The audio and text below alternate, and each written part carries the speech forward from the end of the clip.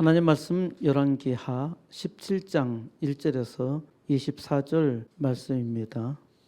이스라엘을 다윗의 집에서 찢어 나누심에 그들이 느밧의 아들 여로보암을 왕으로 삼았더니 여로보암이 이스라엘을 몰아 여호와를 떠나고 큰 죄를 범하게 하매. 아멘. 여러분은 왕입니다. 하나님께서 여러분을 왕으로 세우셨습니다.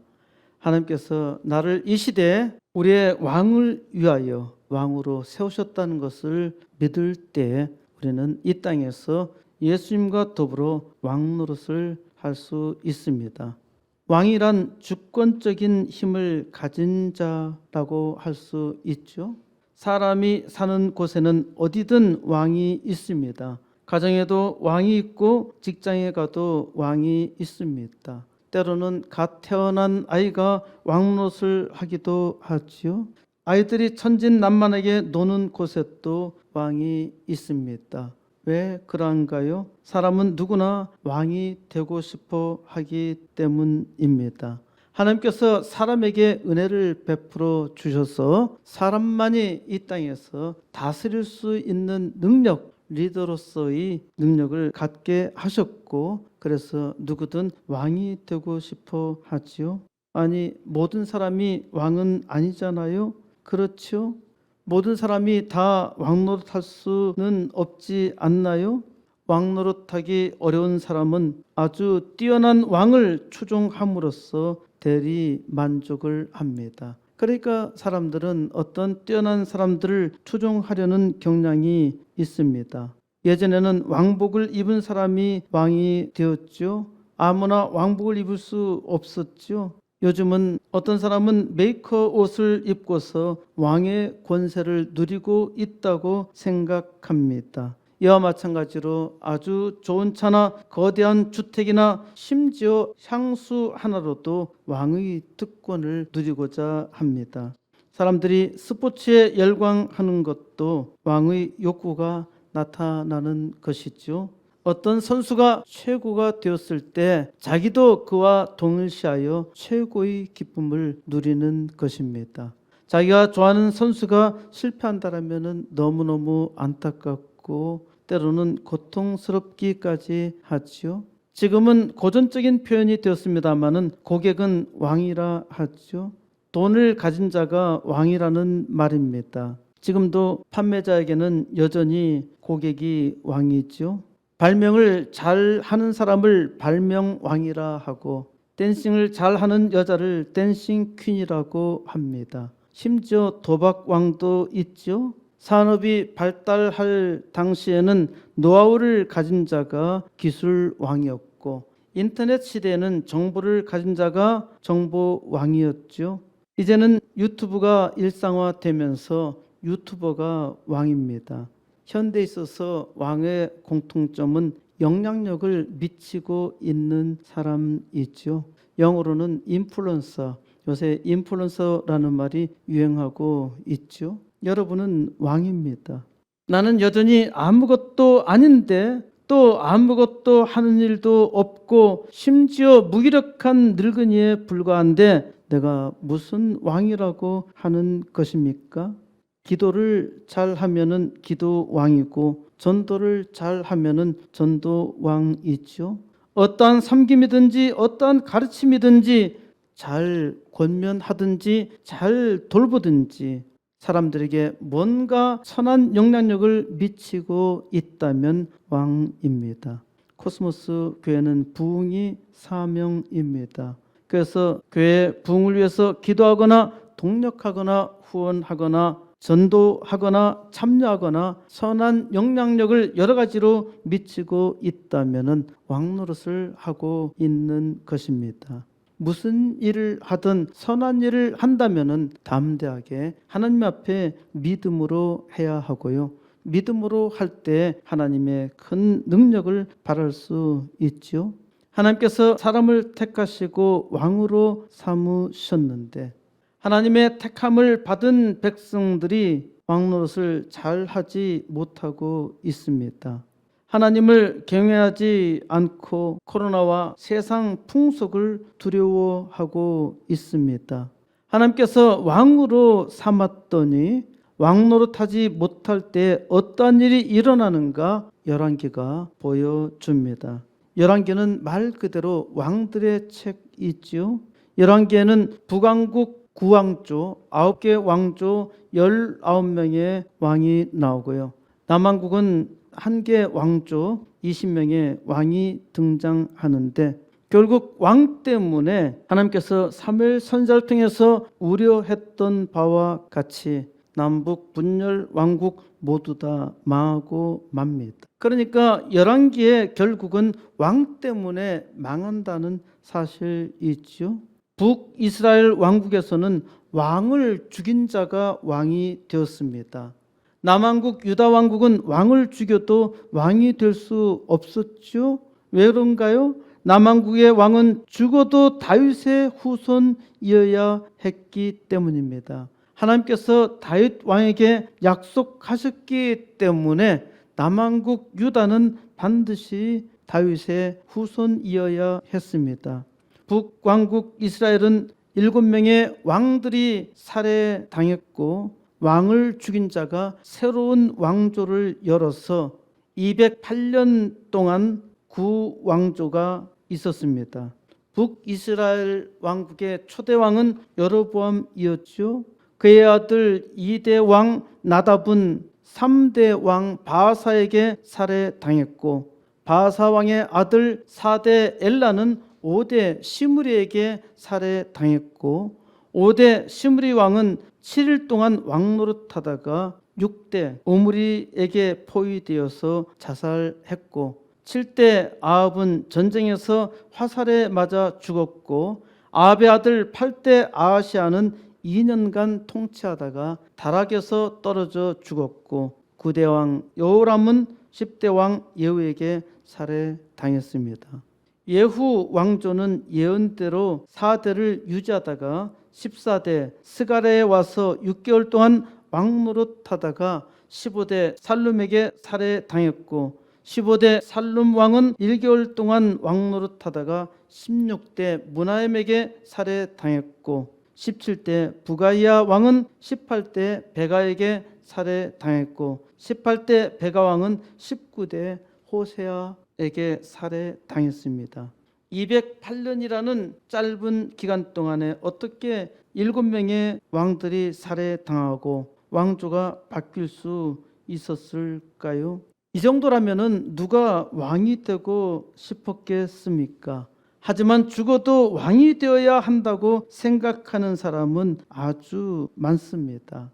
그리고 이전에 왕들이 살해당하는 것을 보았다면은 그것에 대해서 대비를 했어야 했고 이전에 왕들이 우상 숭배하다가 망했으면은 대책을 마련하여서 하나님을 잘 믿고 의지해야만 했습니다. 그런데 모든 왕들이 하나같이 악했고 대부분 살해당할 처지에 있었습니다. 이것이 현실이에요. 우리나라 왕들도 돌아보면은 이와 별 차이가 없었죠. 연산군의 폭정이 있었다면은 그 다음에 똑똑한 광해군은 잘 해야 했었죠. 우리나라도 마지막까지 결국은 왕의 리더십 때문에 망하고 맙니다.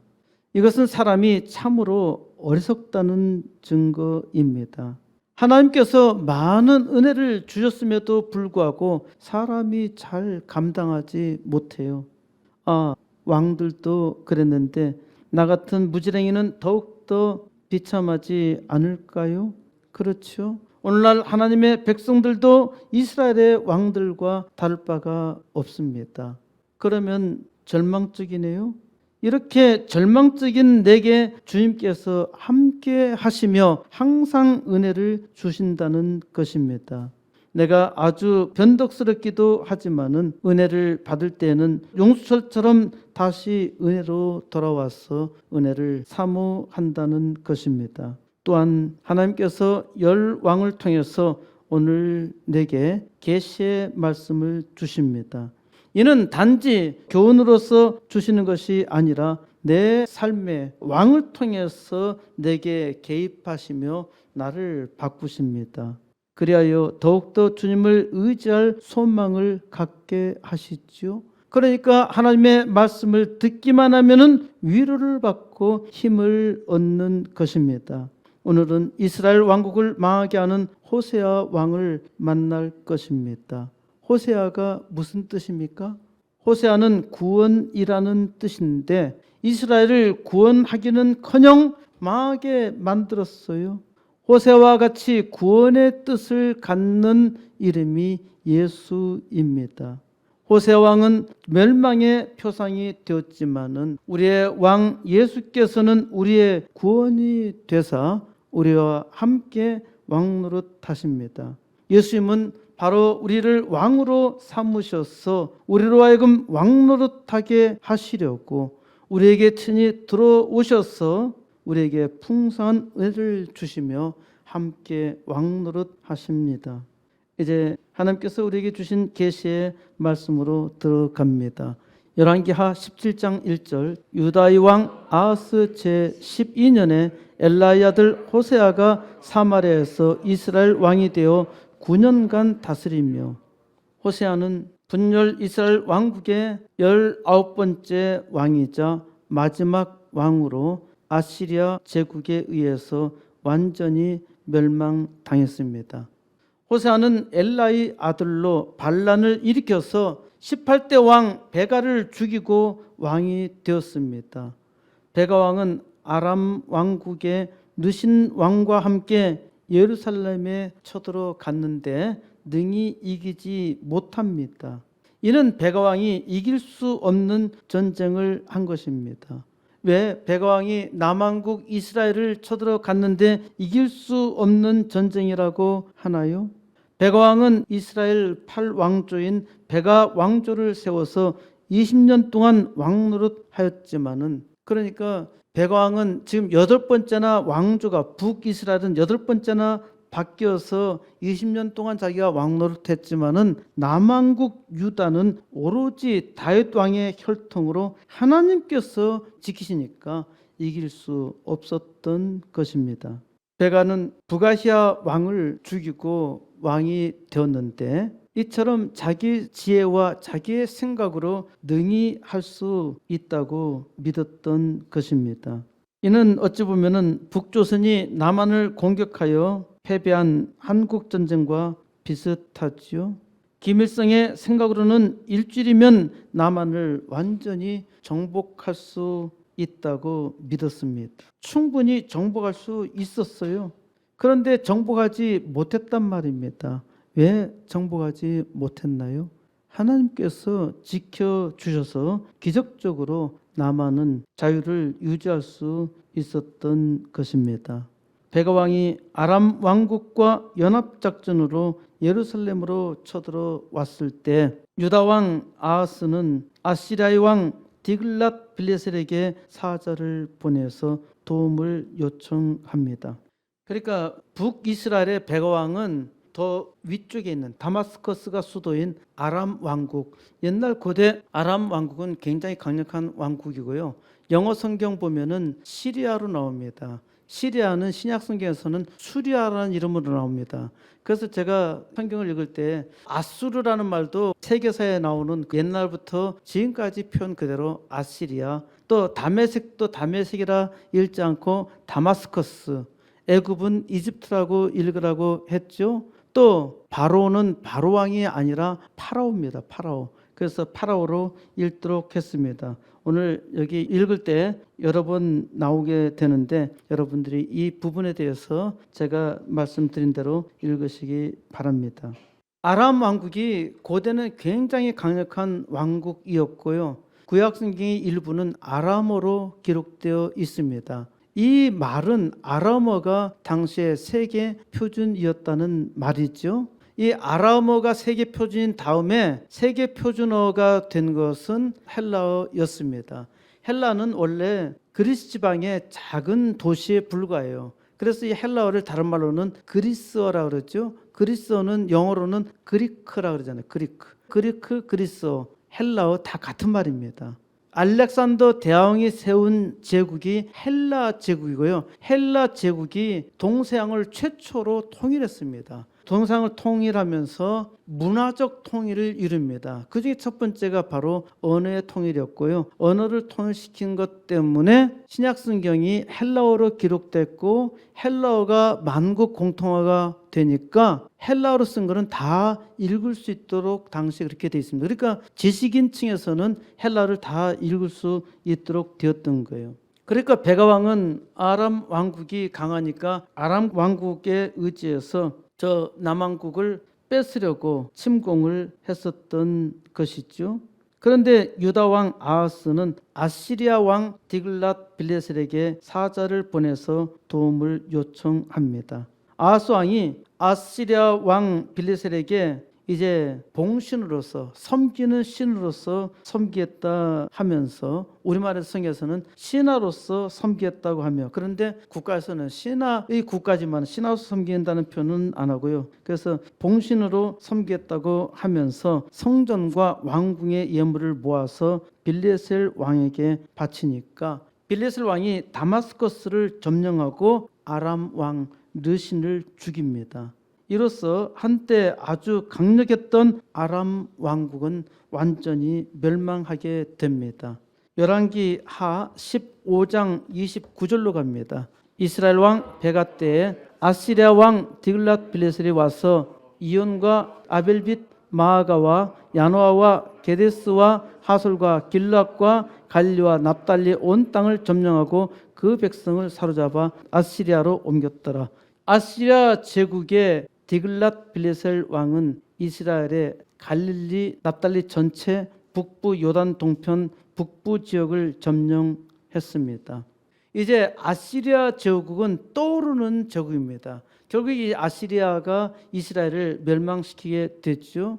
여러분들 제가 종종 얘기했습니다마는 우리나라는 통일신라가 삼국 통일한 것에 대해서 역사적으로 굉장히 참 잘한 업적으로 통일신라의 의의에 대해서 공부합니다마는 저는 통일신라가 우리나라를 통일했다는 것이 상당한 비극의 시작이다라고 이야기하기도 합니다. 그 이유가 뭐냐면은 신라가 자력으로 통일한 것이 아니라 당나라의 힘을 빌려서 통일을 했고요. 그로 말미암아 고구려가 차지했던 넓은 땅 다 잃어버리고 한반도에서만 반 정도를 중국에 내주었던 것입니다.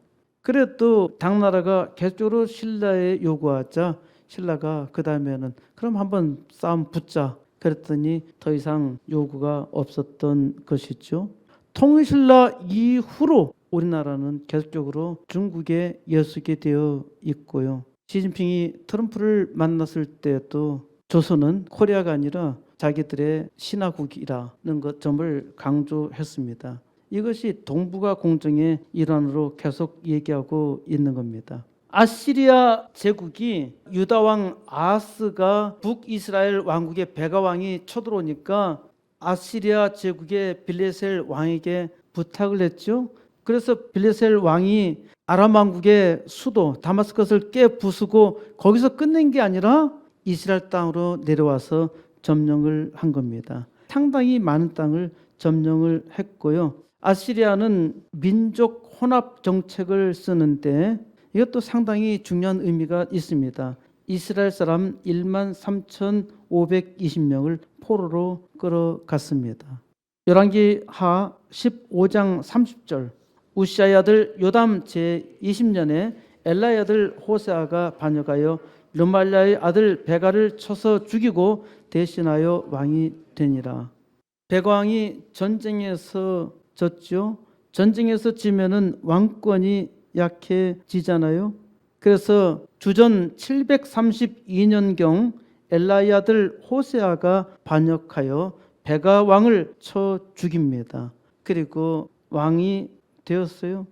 호세아 왕은 아시리아 제국의 빌레셀 왕에게 잽싸게 충성 편지를 보내면서 이로 인하여 나머지 이스라엘 사람들은 유배당하지 않고 살 수 있었습니다. 호세아 왕이 상당히 영리하게 처신했죠. 17장 2절 여호와께서 보시기에 악을 행하였으나 다만 그전 이스라엘 여러 왕들과 같이 하지는 아니하였더라. 지금 호세아 왕의 이야기를 하고 있잖아요. 호세아 왕은 여호와 보시기에 악을 행하였지만은 그 전에 이스라엘 여러 왕들과 같이 하지는 아니하였다고 합니다. 북방 이스라엘 왕국의 왕들은 초대 여로보암 왕부터 마지막 19대 호세아 왕까지 모두 다 하나같이 악하였습니다. 그 중에 약간 착한 왕이 있었는데 이 편으로 볼 때 호세아 왕은 비교적 괜찮았던 왕이라는 말입니다. 이들 이스라엘 왕들의 악의 롤 모델은 항상 초대왕 여로보암이었습니다. 그래서 이스라엘로 범죄하게 한 느바세 아들 여로보암의 죄에서 떠나지 아니한지라, 이 말이 열왕기 하에 9번 정도 등장합니다.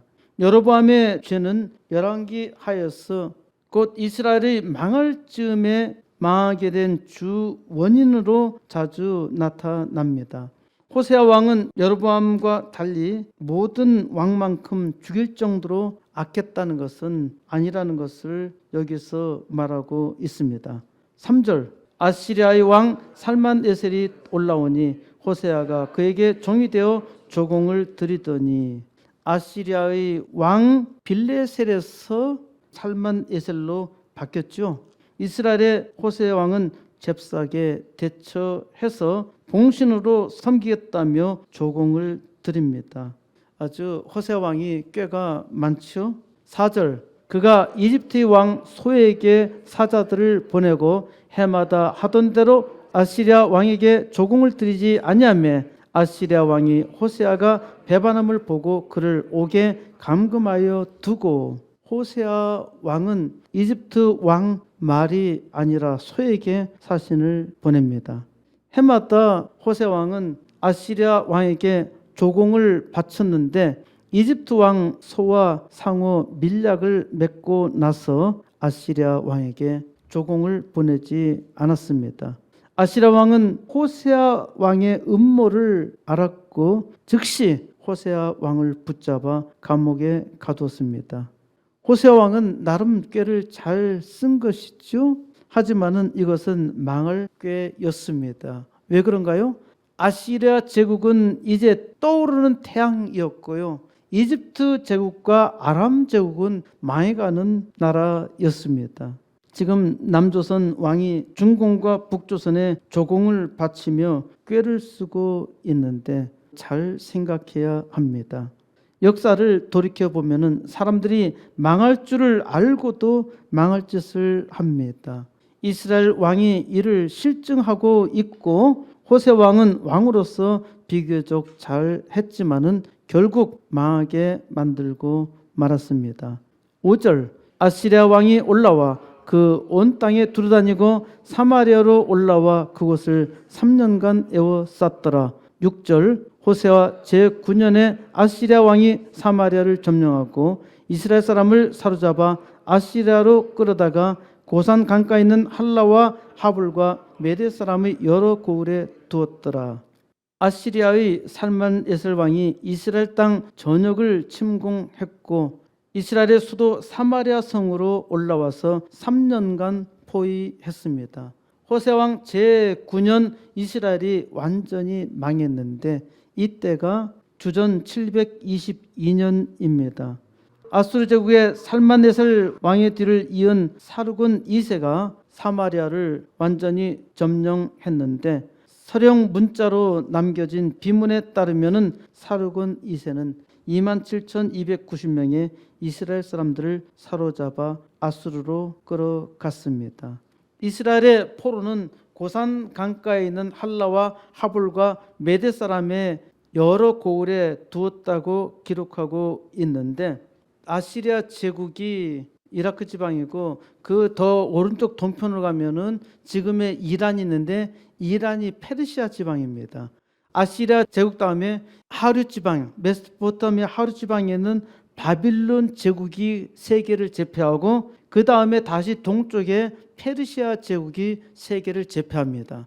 그리고 페르시아 제국이 생기기 전에 잠깐 메데라는 나라가 나타나는데 메대가 굉장히 강력한 나라인데 강력하게 있다가 갑자기 페르시아로 살짝 넘어갑니다. 그래서 성경에 보면은 항상 메대와 페르시아가 같이 나오는데 페르시아도 우리 성경에서는 페르시아란 말로 안 나오고 바사, 이 세상에 없는 말로 나와요. 바사, 메대와 바사. 아시리아 제국에서 이스라엘의 포로로 끌려간 백성들을 아시리아 제국 곳곳에 퍼뜨려서 놓는데 저쪽 메대 지방까지 흩어 놓습니다.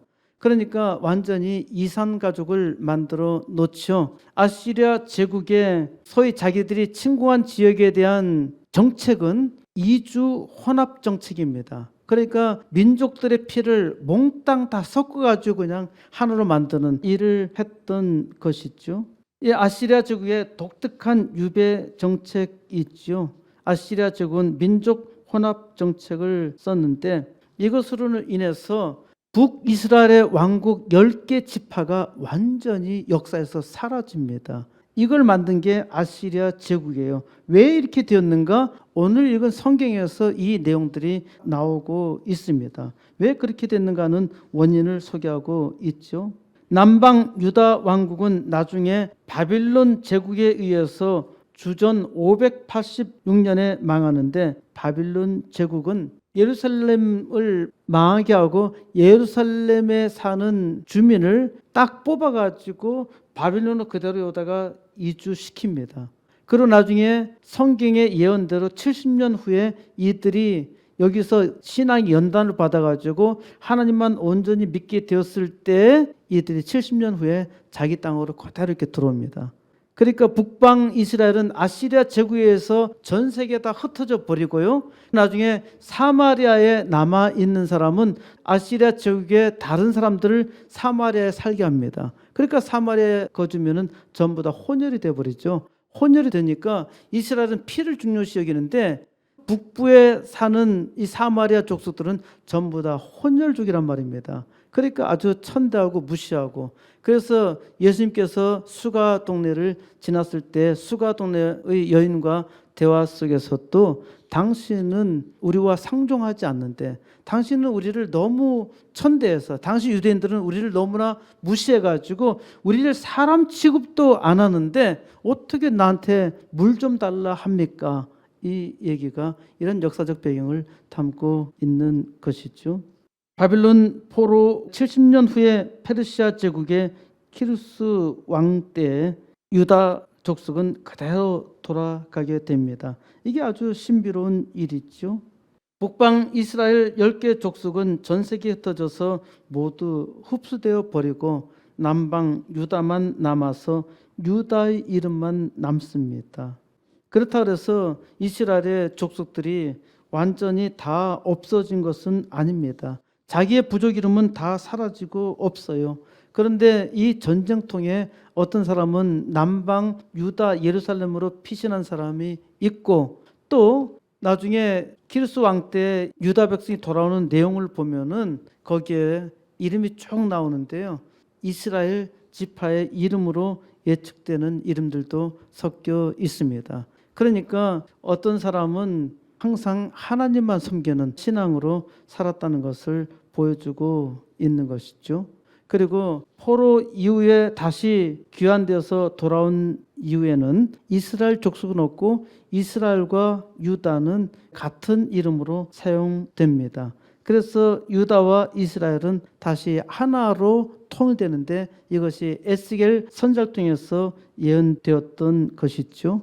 7절, 이 일은 이스라엘 자손이 자기를 이집트 땅에서 인도하여 내사 이집트의 왕 파라오의 손에서 벗어나게 하신 그 하나님 여호와께 죄를 범하고 또 다른 신들을 경외하며, 8절, 여호와께서 이스라엘 자손 앞에서 쫓아내신 이방 사람의 규례와 이스라엘 여러 왕이 세운 율례를 행하였습니다.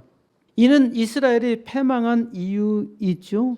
망한 이유를 잘 알아야 합니다. 망한 이유를 모르면 또 망하게 되어 있어요.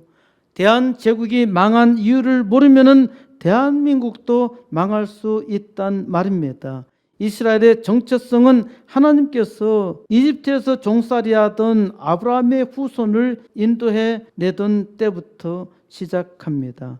이집트의 왕 바로의 손에서 하나님께서 구원하셨으면은 여호와 하나님만 의지해야 하는데 이스라엘 백성은 하나님께 죄를 범하고 다른 신 우상을 숭배했지요.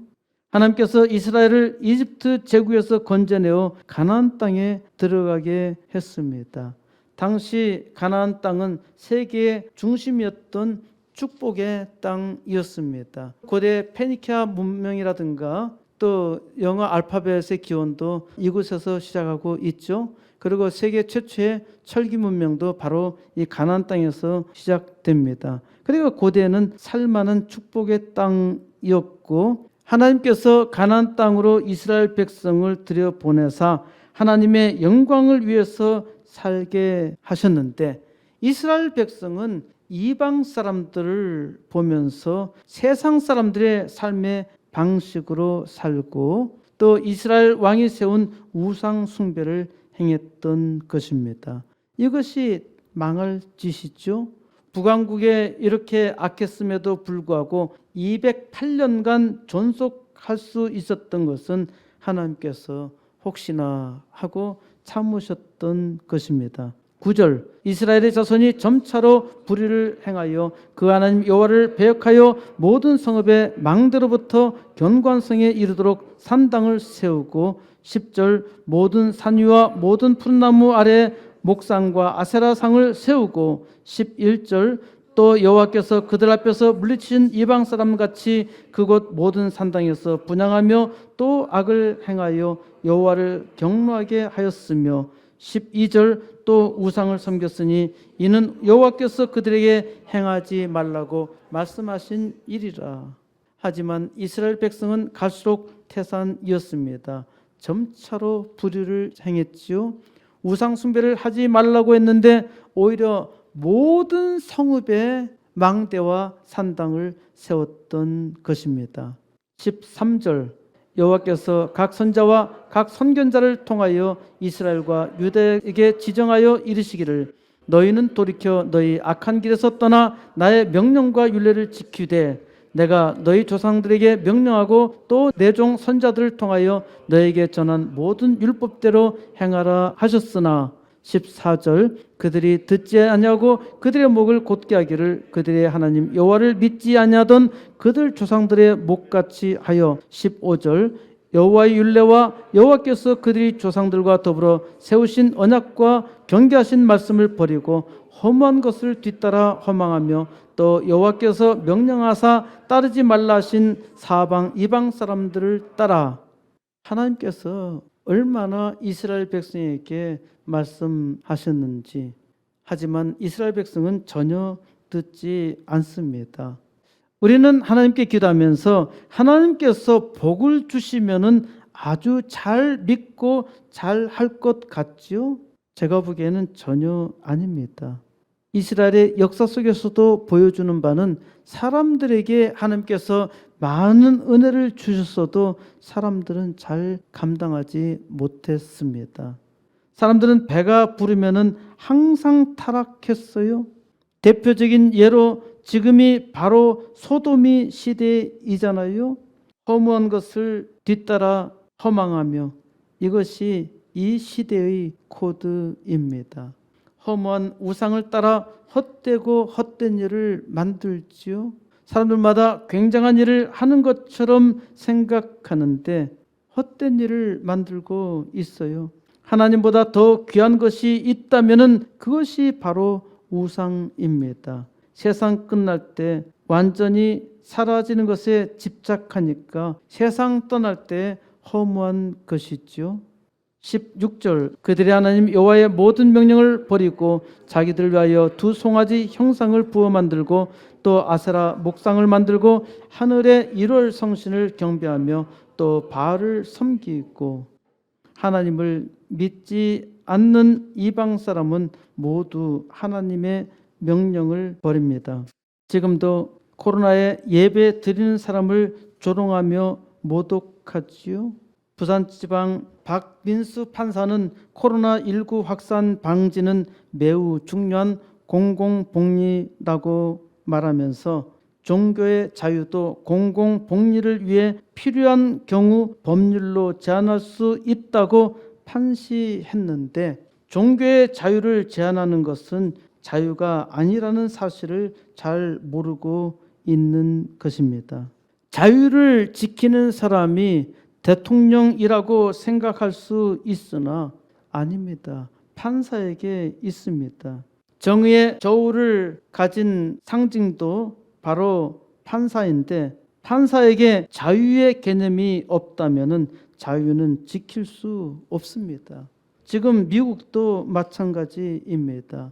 미국의 자유를 수호하는 것은 판사죠.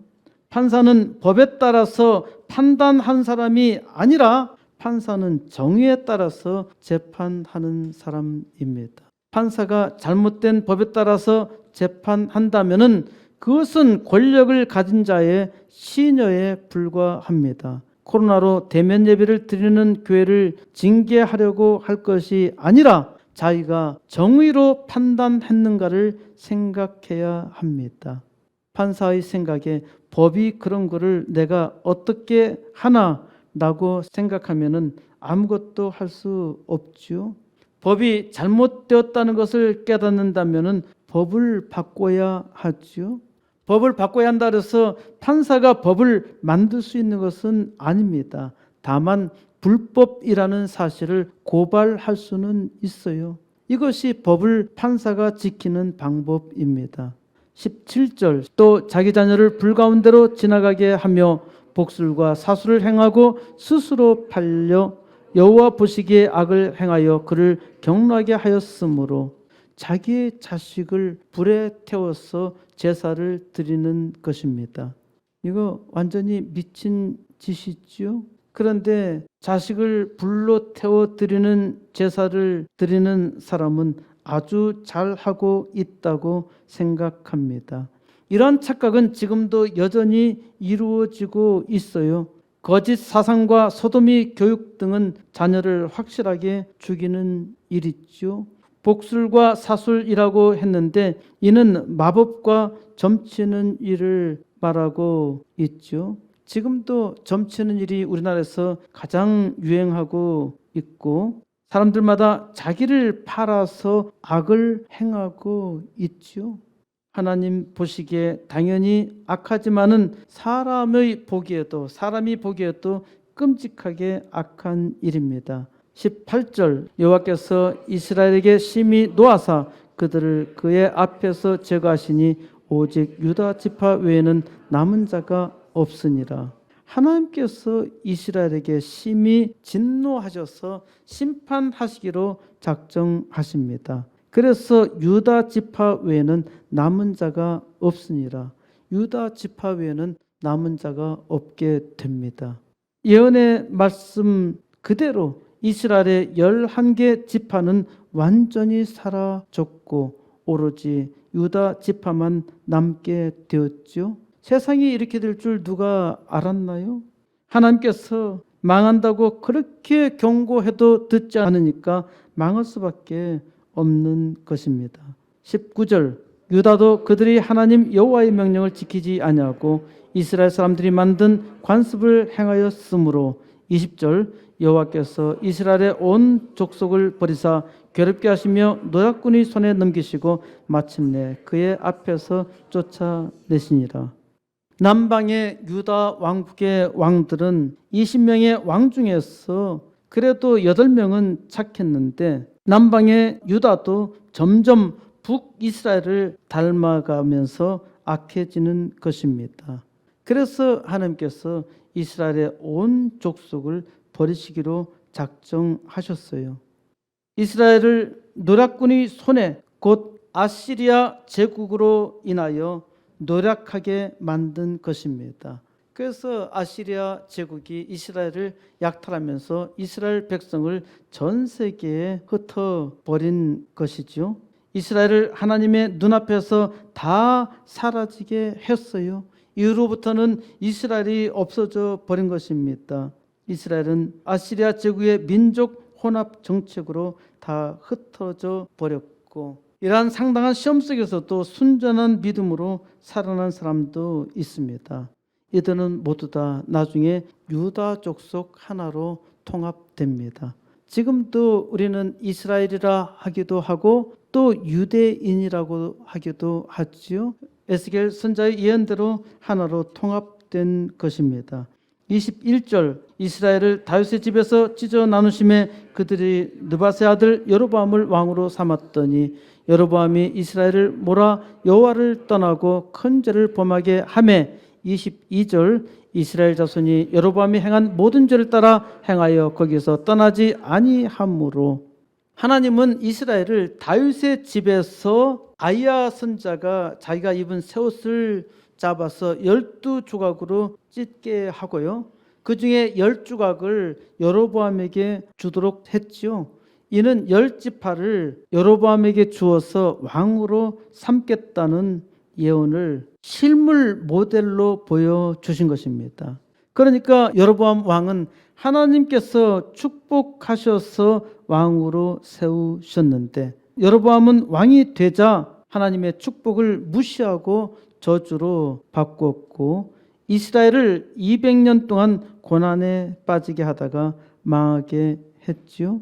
그래서 성경에서 열왕기를 읽어보면 계속적으로 여로보암의 죄가 이스라엘을 망하게 만든 죄라는 것입니다. 이스라엘은 여로보암의 죄에서 떠나지 못했기 때문에 망했다는 것입니다. 23절 여호와께서 그의 종 모든 선지자를 통하여 하신 말씀대로 드디어 이스라엘을 그 앞에서 내쫓으신지라. 이스라엘이 고향에서 아시리아에 사로잡혀 가서 오늘까지 이르렀더라. 하나님께서 자기의 종 모든 선지자를 통해서 말씀하신 대로 이스라엘을 내쫓으셨어요. 그래서 이스라엘은 자기 고향, 자기 땅에서 아시리아 군사에게 사로잡혀서 모두 다 강제 이주당했습니다. 24절 아시리아 왕이 바빌론과 구다와 아와 하맛과 스발와임에서 사람을 옮겨다가 이스라엘 자손을 대신하여 사마리아 여러 성읍에 두매 그들이 사마리아를 차지하고 그 여러 성읍에 거주하니라. 그러니까 아시리아 왕이 바벨론에서 잡은 사람들 그리고 여기 아와 다른 여러 지역에서 잡은 사람들을 사마리아로 이주를 시켜서 거기서 살게 한 겁니다. 그리고 사마리아에 살고 있는 사람들은 다른 지역으로 다 보내가지고 다 흐트러져서 몽땅 다 민족들을 섞어버리는 거예요. 아수르 왕이 이스라엘의 포로를 아시리아 제국뿐만 아니라 뒤이어 일어날 바빌론 제국, 이 바빌론 제국은 현재 아시리아 제국이 지배하고 있는데 더 뒤에 일어날 메데와 페르시아 제국에도 유배하여 보냈습니다. 아시리아 제국의 정복지 정책은 민족 혼합 정책이라고 하였죠. 이 일이 대단히 신기한 일이에요. 그러니까 이 일로 말미암아 이스라엘의 11개 부족이 완전히 풍비박산이 됩니다. 굉장히 신기한 일이죠. 그러니까 하나님께서 하시지 아니하고는 이러한 일이 일어날 수가 없습니다. 예언한 그대로 일어나고 있잖아요. 북방 이스라엘의 수도로 남아있던 사마리아는 혼혈적으로 남게 되었고 피의 순결성을 강조하는 유대인들은 사마리아인들을 천대했고 상종하지 않았던 것입니다. 왕으로 삼았더니 하나님께서는 여로보암을 이스라엘의 왕으로 삼으셨습니다. 그리고 여로보암 왕을 축복해 주시면서 너도 내 계명을 따르면은 내가 다윗의 집같이 축복해 주리라 말씀하셨는데 여로보암 왕은 자기의 지혜로 허망한 것을 선택했습니다. 허망한 우상이 자기를 구원해 줄 알았어요. 어떻게 이런 생각을 할 수 있겠나라고 생각할 수 있겠습니다만은 이스라엘의 다신교 문화는요 굉장히 오래갑니다. 언제까지 갔냐면은 바벨론 제국에서 포로로 끌려가서 70년 동안 고난의 풀무를 겪고 난 다음에 돌아올 때까지 다신교 신앙에서 벗어나지 못합니다. 그러니까 바빌론 포로 70년 후에 이스라엘은 이제 순수한 하나님만 믿는 유일신 신앙으로 돌아와요. 그러니까 여로보암의 생각에 하나님이나 우상이나 그게 그거 아닌가 똑같이 생각할 수 있죠. 그리고 어떤 민족이든 신들이 있잖아. 꼭 여호와 하나님 한 분만 믿어야 될 이유가 없어. 그리고 여호와 하나님을 믿으면은 내 백성들이 저 남쪽에 여호와 하나님을 믿는 그쪽으로 다 흘러들어갈 수 있어. 그러니까 나는 많으면 많을수록 좋아. 그러니까 많은 신들을 섬겨야 하겠어. 이게 사람의 생각이죠. 그러니까 하나님께서 축복해 주셨어도 사람의 생각이 자기를 망하게 만드는 것입니다. 오늘날 살아가는 우리도 마찬가지예요. 하나님을 온전히 믿고 바라면은 하나님께서 축복해 주시는데 온전히 믿지 못하고 자기 생각과 자기의 지혜를 의지합니다. 유다의 악에도 불구하고 하나님께서는 유다의 등불을 끄지 않겠다고 하셨기 때문에 유다는 계속적으로 남아 있습니다. 다만 하나님께서는 이스라엘의 등불을 끄기로 작정하셨어요. 왜? 아무리 은혜를 베풀어도 아무 소용이 없었기 때문입니다. 왕은 잘못돼서 죽어도 자기 하나만 죽는 것이 아니죠. 왕 한 사람으로 모든 민족이 죽고 자자손손 대대로 죽습니다. 하나님께서 왕으로 삼았으면은 하나님께서 세우신 왕으로 살아야 하지요. 하나님께서 축복해 주셔서도 하나님을 의지한 왕으로 살지 아니하면은 자기도 망하고 모두 망하게 만듭니다. 마지막 호세아 왕은 하나님 보시기에 악했지만은 인간적으로 좀 낫기는 했습니다. 지혜가 조금 있었죠. 이스라엘을 살려보려고 자기의 지혜로 노력하였지만은 결국 망합니다. 이를 통해서 우리는 깨달아야 합니다. 사람이 능력이 있다고 하여도 자기를 의지하면은 망한다는 것이죠. 하나님께서 세우셨으면은 하나님을 의지해야 합니다. 코로나로 인하여 교회가 망할 지경에 이르렀습니다. 교회가 세상과 사람의 지혜에 의지하니까 위험에 빠져 있는 것입니다. 하나님께서 교회를 세우셨다고 믿으면은 하나님만 의지해야 합니다. 그러면은 하나님께서 길을 열어 주셔요. 왕으로 삼았더니 하나님께서 이 시대에 여러분을 왕으로 삼으셨습니다. 여러분은 지금 왕 노릇을 잘 하고 있습니까? 아니면은 여로보암 같이 실패의 모형입니까? 아직 아무것도 하지 못하고 있다면은 여러분은 실패의 모형에 따라서 살고 있는 것 아닙니까? 사람의 삶이란 믿은 대로 이루어집니다. 지금 종으로 살고 있다면은 종의 믿음으로 사는 것이죠. 자유인으로 살고 있다면은 자유인의 신념이 있는 것입니다. 불행하게 살고 있다면은 불행이 자기의 생각을 사로잡고 있는 것입니다. 하나님께서는 무능하고 지혜 없고 부족한 나를 왕으로 삼으셨어요. 왕으로 기름 부음 받았으니까 이제 왕으로 살아야 합니다.